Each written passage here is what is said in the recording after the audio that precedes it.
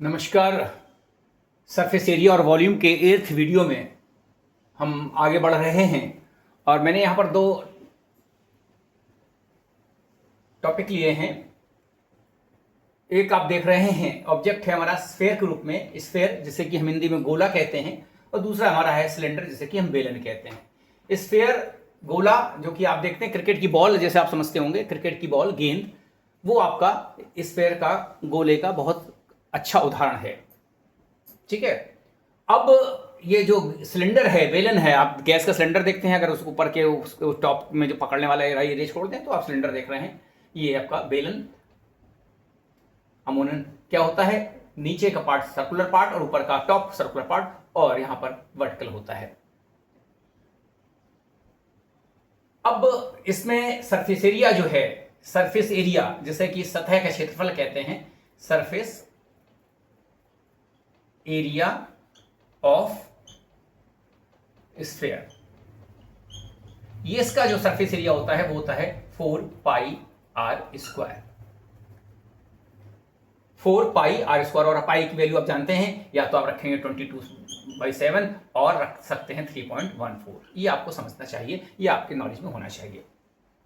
इसके अलावा वॉल्यूम जो होता है इसका वॉल्यूम, वॉल्यूम ऑफ स्फेयर, गोले का वॉल्यूम जो है वो क्या हो जाता है 4/3 पाई आर क्यूब। अब इसमें क्वेश्चन बनता है कि मान लीजिए आर इज गिवन 14 सेंटीमीटर और आपसे पूछे कि सरफेस एरिया निकालिए, तो इसका सरफेस एरिया क्या हो जाएगा 4 इंटू 22/7, 4 पाई इंटू 14 इंटू 14, ऐसे आप निकाल देंगे, और 17 टू यहां पर 14 कर देंगे, और यहां पर हो जाएगा, ये आप देखें यहां पर 4 इंटू 22 इंटू 28, और इसका गुणा कर लेंगे, वही इसका आंसर आ जाएगा।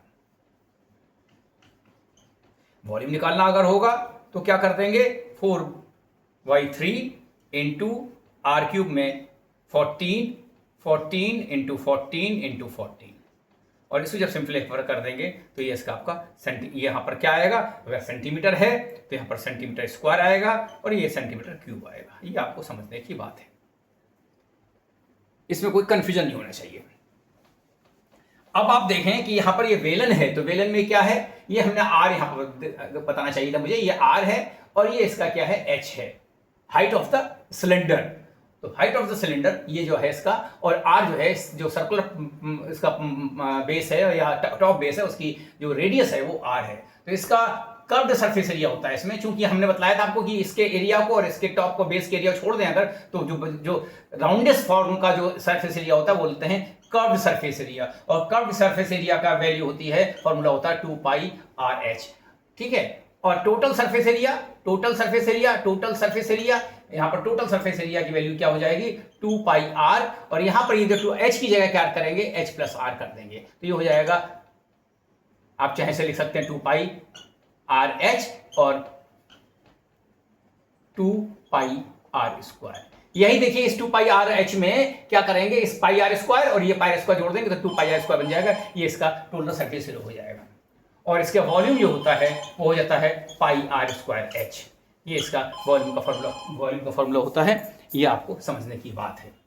ठीक। अगर इसमें मान लीजिए आर की वैल्यू अगर दी हुई है 7 दी हुई है, तो आप निकाल सकते हैं 2 पाई आर एच, और एच की वैल्यू भी दी होगी यहाँ पर, मान लीजिए दी हुई है 5, तो आप इसमें फॉर्मूला में अप्लाई करिए 2 इंटू 22/7 इंटू एच इंटू ये, तो आप आराम से वैल्यूज निकाल सकते हैं। हम इस पर चर्चा करेंगे अगले वीडियोज में कि कैसे इनको कैलकुलेट किया जाए और कैसे क्वेश्चन को सॉल्व किया जाए, और क्वेश्चन को कैसे हम और क्वेश्चन के साथ आपसे साझा करेंगे कि इनको सोल्यूशन में कैसे आप आगे बढ़ सकते हैं। बहुत बहुत धन्यवाद, जुड़े रहिए, आभार।